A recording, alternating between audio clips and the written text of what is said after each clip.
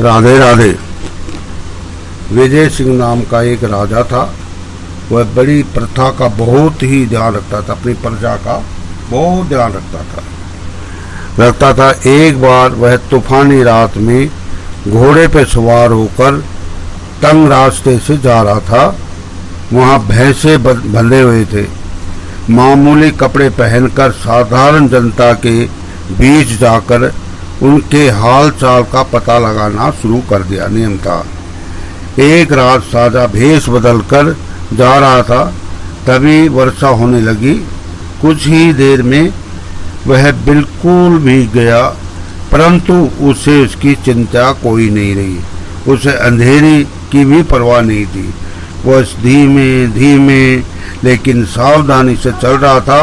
उसके घोड़े का पीछा करते हुए डाकू को चुपके चले जा रहे थे। डाकू राजा के शानदार घोड़े पर हाथ साफ करना चाहते थे। अचानक डाकू ने राजा को घेर लिया। राजा एक बार तो सख्ते में आ गए थे, मगर वह घबराए ही नहीं। वह बचने की तरकीब सोची तो सोच ही रहा था, उसके घोड़े की खुर सड़क के खड्डे में फंस गया। डाकू तभी राजा पर आक्रमण कर दिया लगते हुए वाले थे। एक और 6 नौजवान वहां पहुंचे। उन्होंने देखा कि एक आदमी मुसीबत में है। उन्होंने डाकू पर हमला किया। पीछे से अचानक हमला हुआ तो डाकू को ध्यान बट गया। पीछे से जब हुआ हमला, डाकू का ध्यान बन गया और इस प्रकार राजा बच निकले। राजा वहां से भेष बदलकर जाता था।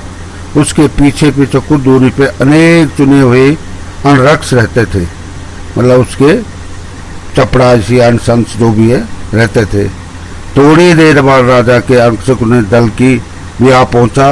उन्होंने तभी डाकुओं को बंदी बना लिया। राजा उन नवयुवकों पर प्रसन्न था, क्योंकि बिना यह जाने कि वो राजा है, उन्होंने डाकुओं से उसकी रक्षा की थी।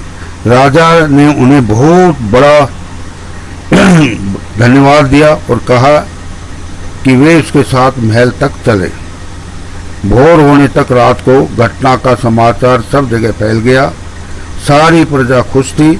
डाकू ने अपने राजा का हाल बांका न कर सके और राज्य परिवार के लोग, मंत्रियां, दरबारी, सारी जनता नवयुवक साहस की प्रशंसा की। अगले दिन जब दरबार में नौजवान राजा के सामने आया गया तो राजा ने अपनी सिंहासन से उठकर उन्हें गले लगाकर और मनचाहा पुरस्कार मांगने को कहा। राजा ने कहा, आप बारी बारी से जो चाहे मांग सकते हो। अगर मेरे बस में बाहर हुआ तो भी मैं उसमें आपकी कोई भी इच्छा पूरी करने दूंगा। उन 6 से जो सबने बड़ा था राजा के पहले उसी ने पूछा। एक पल में कितने सोचा और फिर कहा, महाराज, बहुत दिनों से मेरी लालसा थी, मेरे पास आराम से रहने के लिए एक घर हो। मुझे बस एक अच्छा सा मकान दे दिए। एक ने तो ये पूछा। राजा ने उसके समय पर नौजवान की इस आलीशान भवन को बनाने को आज्ञा दे दी। अब दूसरे नौजवान की बारी आई। अपने पद से तरक्की चाहता था। वो राजा से उसे राज्य दरबारी नियुक्त कर त्यार दिया। इस तरह उसका इच्छा पूरी हो गई।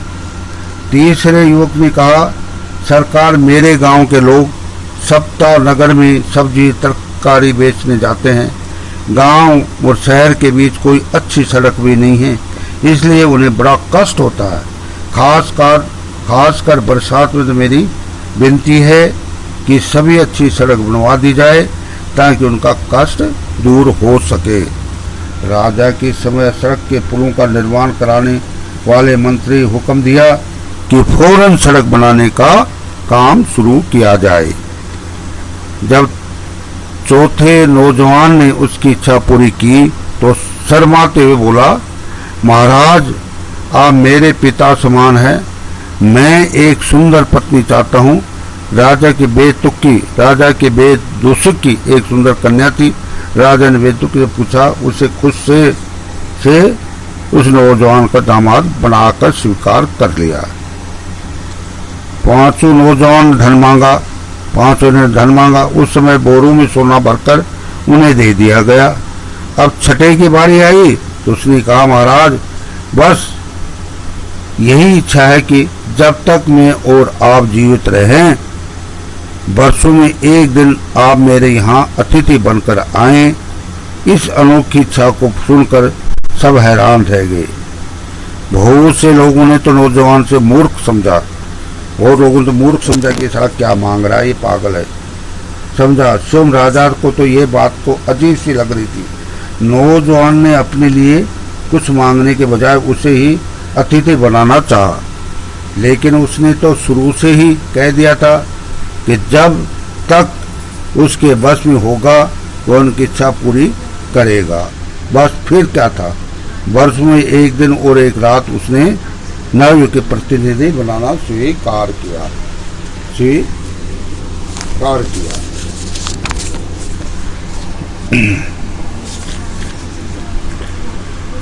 जब राजा सरकार के विनीत विकास से जिम्मेदारी होगी, राजा ने नौजवान के घर गए तो उसके दो ठीक ठाक प्रबंध हो, न राजा के किसी प्रकार का कष्ट दूर हो।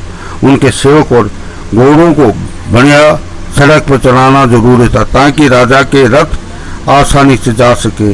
फिर यह प्रश्न उठा कि राजा एक छोटे से मकान में दिन और रात कैसे काटेंगे, कहाँ ठहरेंगे, कहाँ खाएंगे, कहाँ पिएंगे, कहाँ सोएंगे। अतः राशि ठाठ बाट के लायक एक महल खड़ा करवाया। लेकिन नौजवान अपनी मामूली सी आमदनी से इतने बड़े महल को देख रेख खर्च कैसे चलाएगा, कैसे राजा और उनके संगी साथियों की देखभाल करेगा। इसके लिए उसने बहुत सारा धन दिया और सरकारी खर्चे पर नौकर चाकर भी दिए। पुरानी चली रही प्रथा के अनुसार राजा किसी राज दरबारी का ही अतिथि बनकर सकता है, इसलिए उस नवयुग की राज दरबारी पदवी देनी पड़ी। तब तो उसका उतना ही सम्मान होने लगा जितना किसी राजकुमार का होता था। अभी एक और बात बाकी थी, जिस घर में राजा अतिथि बनकर ठहरेगा उसकी गृहस्थी के राजा मिजाज और पसंद का भी पता होना चाहिए। इस बात की जानकारी राजकुमारी से अधिक और कौन जान सकता था। शीघ्र ही नवयुग ने राजकुमारी को विवाह से तैयारी करने की कर दिया।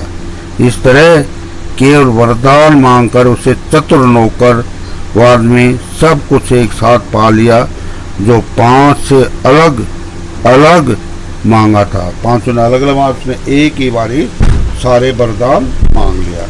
बोल सांते महाराज की जय।